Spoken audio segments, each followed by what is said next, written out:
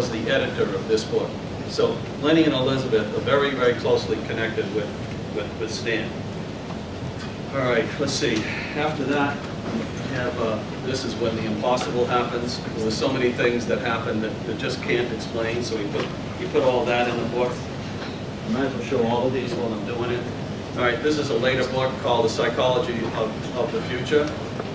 So he's come up with, he calls these categories of experiences a new cartography of the psyche. So somebody said, you need to put all of this into one volume so that somebody who wants to study this kind of psychology can have it all in one book. So that's what this one is. And finally, when he developed holotropic breathwork, people were saying the same thing. Okay, you've got to have all this stuff that you know about holotropic breathwork in one book. So this is a fairly new book that he just published just recently. Okay. I'm going to do it one time. All right. Whew. I was trying to get through that as fast as possible because I really want to talk to you about holotropic breathwork. All right, so we're finally up to that point now. Let me pause for a second. Anybody got questions and anything I said that you want to ask now before I get into the holotropic breathwork? All right, so yes, go ahead. Correct me if I'm wrong, but I seem to recall that LSD caused permanent damage to the brain. So does that mean that by taking it, he was causing compounding and increasing in severity damage to his I am so grateful you asked that question. Okay, because I was studying my notes. I was studying my notes before you guys showed up. I said, okay, there's one thing I don't like where it is. I'll mention it later, and I almost forgot it, but you just reminded me of it. So, as an overview of his impression of all this research, is that he came up with two conclusions. Because part of the sensationalism was that people were saying that it produces chromosomal damage, all right? And it clearly doesn't. That just got out in the press. It was part of all the sensation. It's part of all what contributed to the war on drugs and why that happened, all right? So what he finally said was, the drug is not causing these experiences. The drug is, LSD is a non-specific amplifier of mental processes. So it's not the drug that's doing it. The drug is an amplifier for what's already going on in your unconscious or your mental processes. And it does not cause physical damage. He's pretty clear about that. I'm sorry? Yeah, a catalyst would be good, yeah. All right, the other thing is that he felt like it's really almost criminal that LSD was banned. Because he says what happened was the people who wanted to self-experiment had no problem. The black market, it was totally available for everybody. But he couldn't do it because he was a formal researcher. So what he thought was that this has incredible potential. He says this strong statement that LSD can be to psychology, psychiatry, or psychotherapy as the microscope is to biology, or as the telescope is to astronomy. So he thinks it's like an incredible tool that is really almost criminal that you can't do any more work with it, although it is happening. All right, let me get in. I understand there's food coming, okay, maybe 15 or 20 minutes. So what I was a little worried about was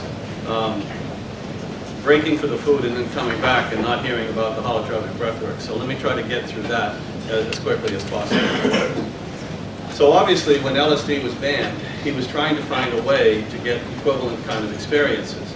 In 1973, he moved to the West Coast and became a fellow at Esalen Institute. I don't know if you've heard of that place. It's in Big Sur, California.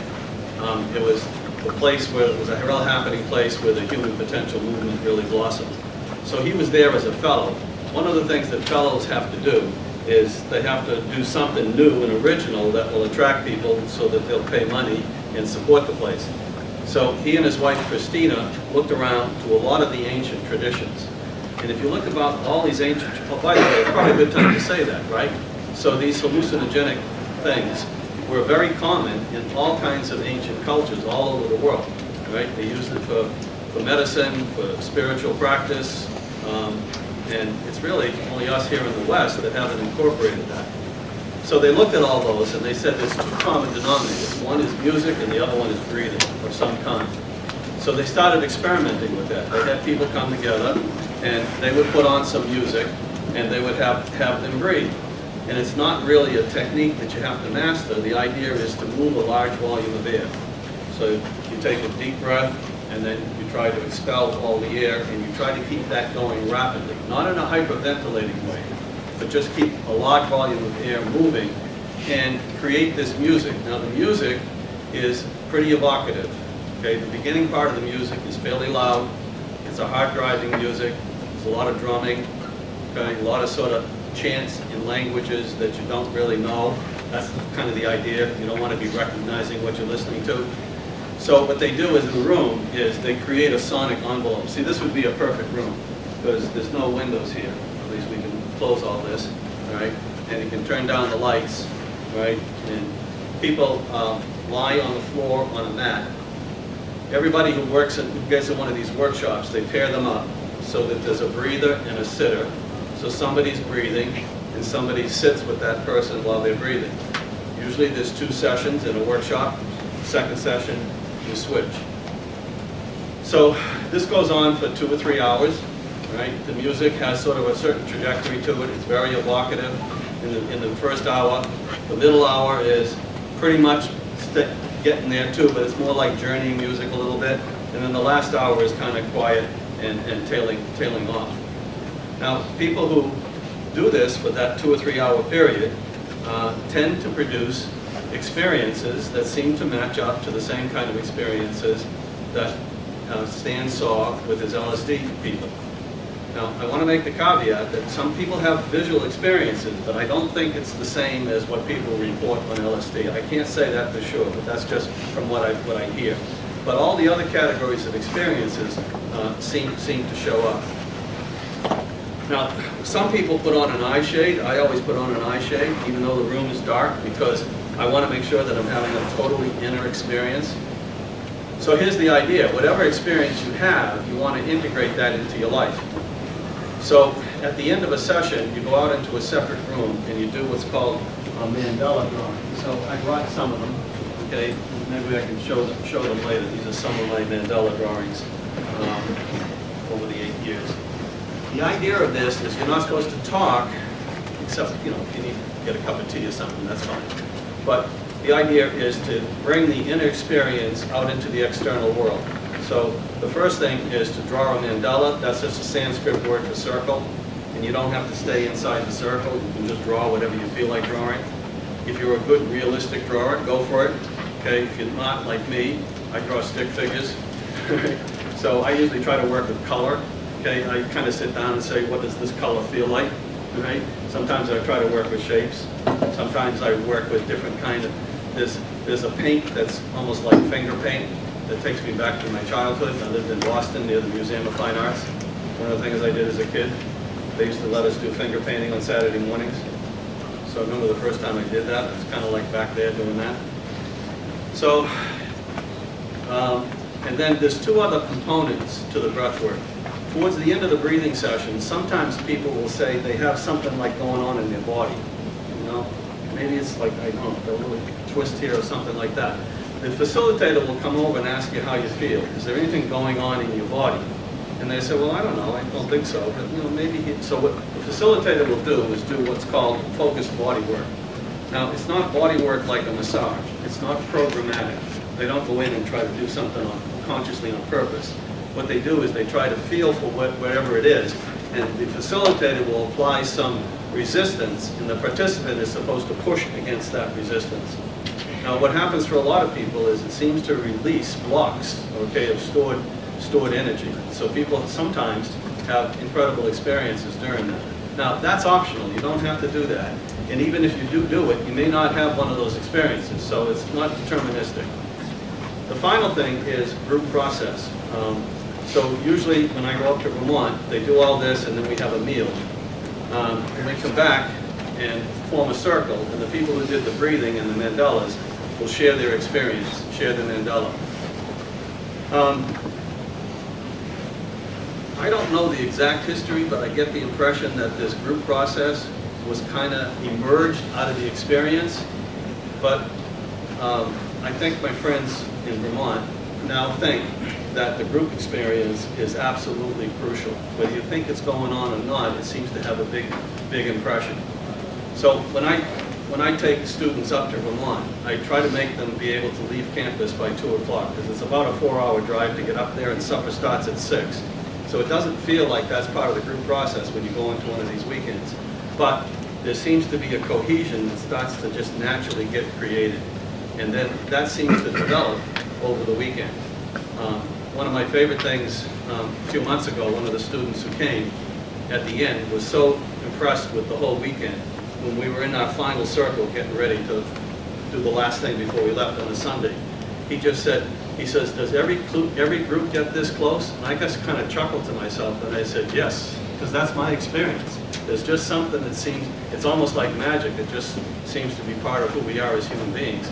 That when we get into this kind of a thing, all right, there's some kind of group thing that happens, and it's really pretty neat.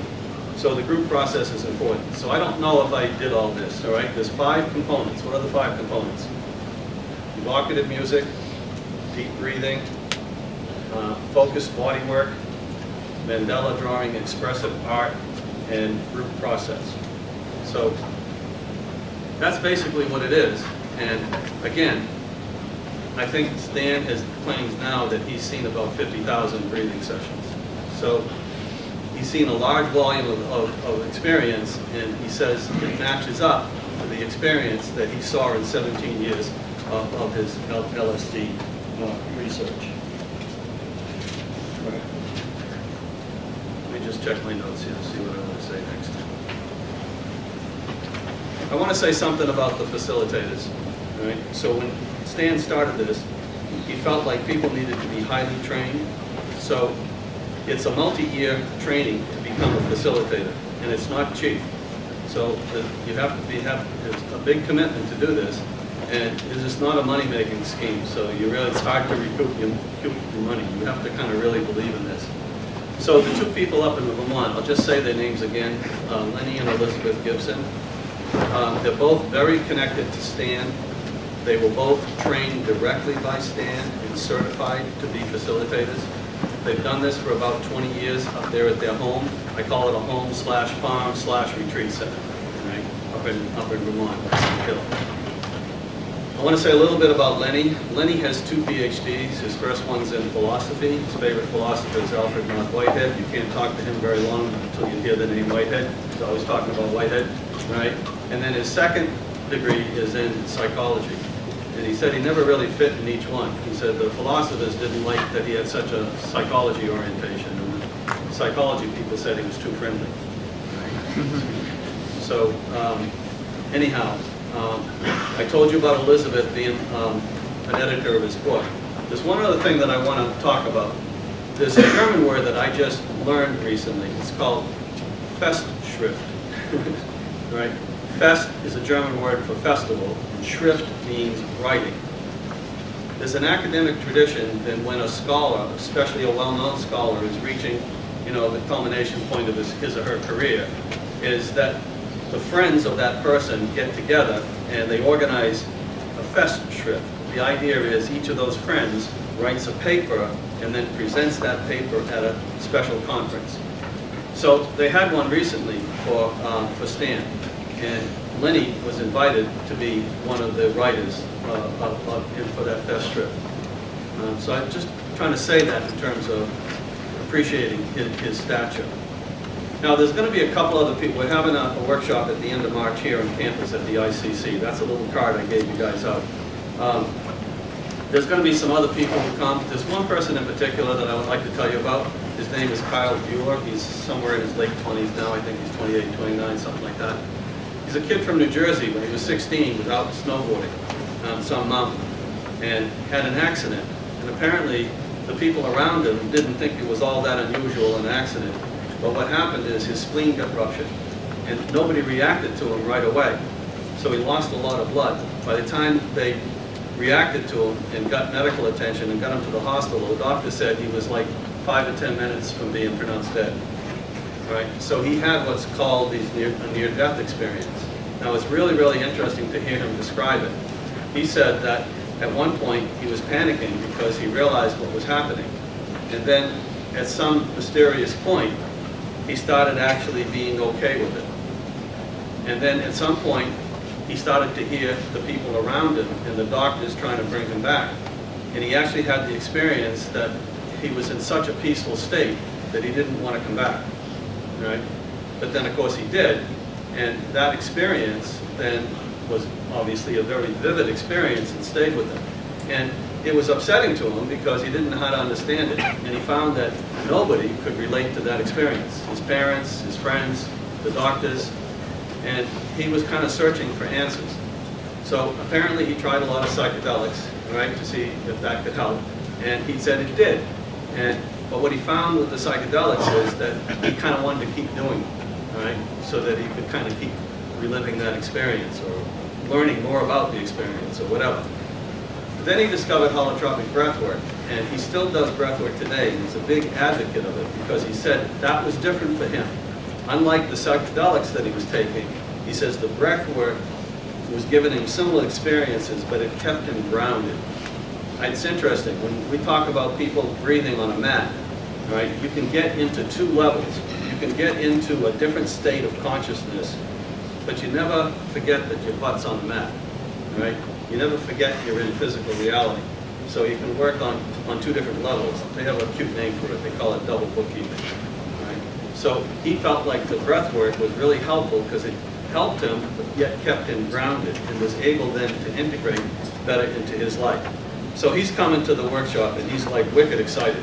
Okay, so is that the first time tonight I said wicked? I think it is. I say a lot in class, right?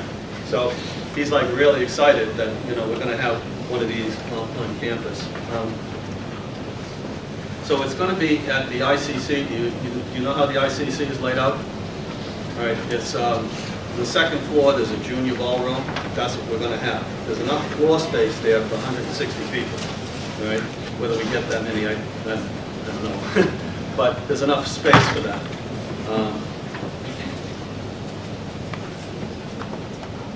So is Molly here? She just went out to get some of the food. Okay.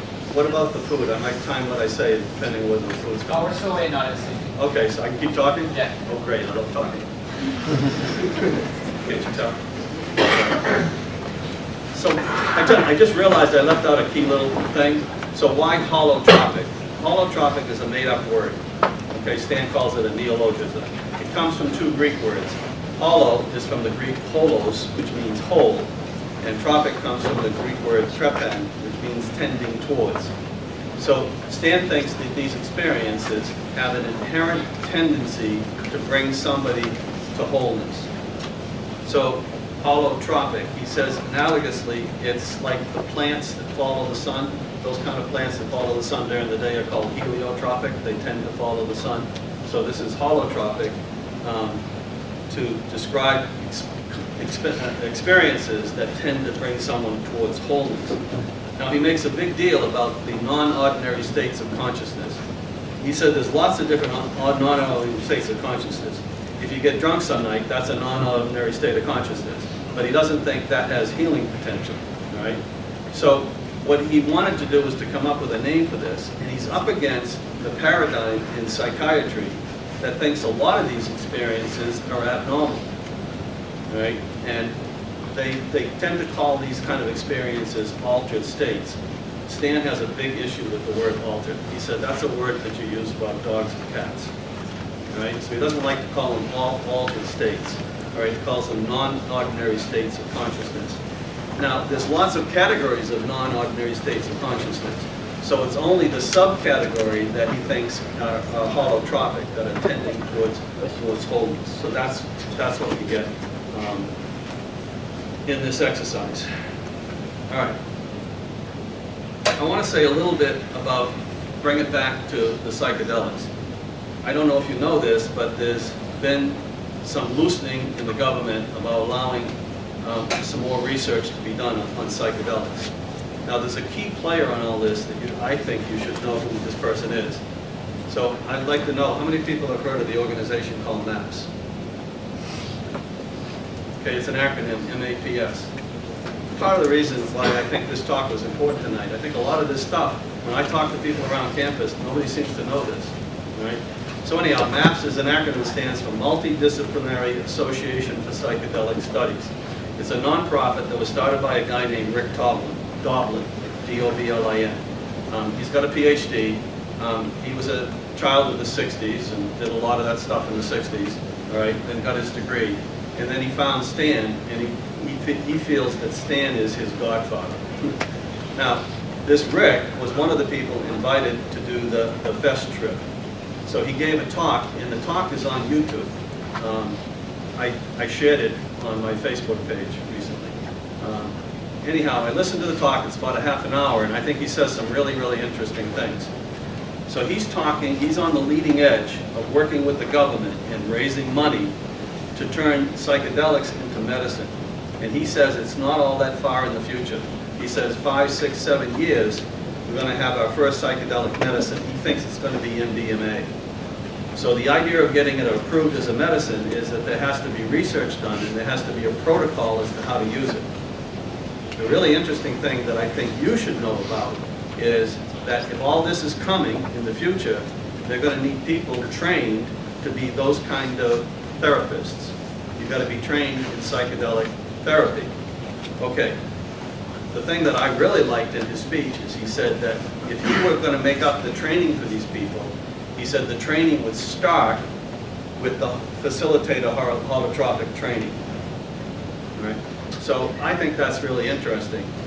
I think you can get a lot out of doing a workshop, but if you want to keep your eye on the future, and if he's right, the experience of this holotropic stuff, all right, I think could be really helpful for the future in terms of this psychedelic medicine. Let me see, what else do I want to say?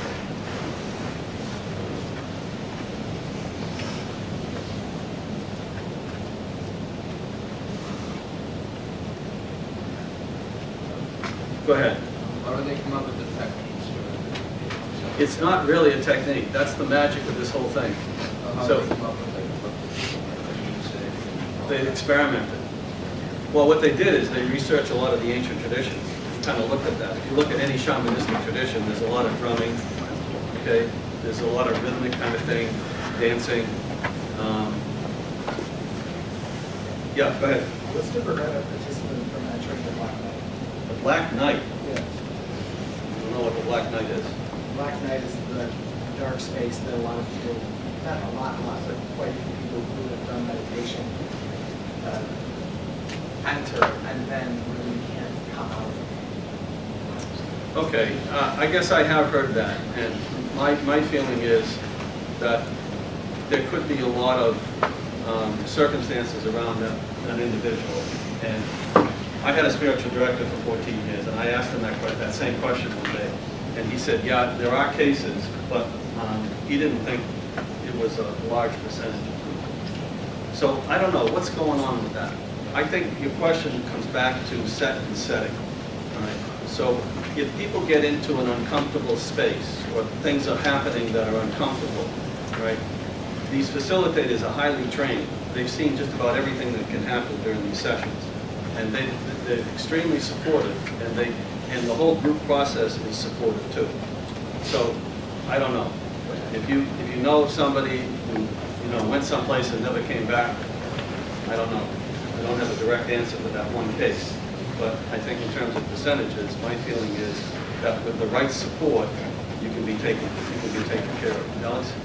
Yeah, so, I mean, you connected a lot of this breath work to LSD specifically, but then you said they did a lot of research in the tribal environments. Was this also connected to research of other psychedelics, like psilocybin mushrooms? Yeah, I didn't have enough time to mention that. Yeah, absolutely. Mescaline, peyote, ayahuasca, psilocybin. Yeah, they've done some research on all of that stuff too. Yeah, back there. You said it wasn't a technique. Speak up, I'm deaf. You said it wasn't a technique before, right? So Right. what would you qualify it as then? Well, it's a technique, I suppose, but it's not like, oh my God, I got to master this technique and do it right. Okay. So I'll tell you personally, there's sometimes where Lenny will say it's breath work, So the idea is to work it. I mean, if you just sit there and go, you're probably not going to have much of an experience. So you really want to work it. Now, sometimes I just go with whatever I feel like going with. I've had some sessions where I've worked really hard through the whole session. In other sessions, I stopped like after, I don't know, it's hard to know time when you're in these things, maybe 20, 25 minutes. And then, I don't know, sometimes I just go into some kind of space and I'm happy to just stay there. You might call it zoning out, all right? So each person can have a different experience every time they do it. All right, some more questions? Yeah. Have you ever tried any psychedelics yourself? Uh-oh, that's a pain. What did he say? I'm a child of the tried any 60s, but I was psychedelics. tucked away in a religious congregation, so as a good little boy, I was in the 60s. Can I answer the question that way? Like you just said, like. I'm sorry, what? So like you just said, I was like a good little boy. When you think of the like non-taboo disease psychedelics, like because since everyone is like pretty much judged or Well, you know, I blame being in a religious congregation, but at the same time, I had heard of, when I was in college, I heard of Timothy Leary, and I don't know what it is about my psyche, but I wanted nothing to do with that. I don't know. You want to take a little break here? Yeah, sure. Everything's ready. So there are more students here than I was expecting. I doubled the order at 6 o'clock, and there are still more students. So there's enough for everybody to have a little bit. So don't be greedy. There are wings and drinks. Enjoy. So how many do you think we have? We have 101 101-ish? students, yeah. Yes,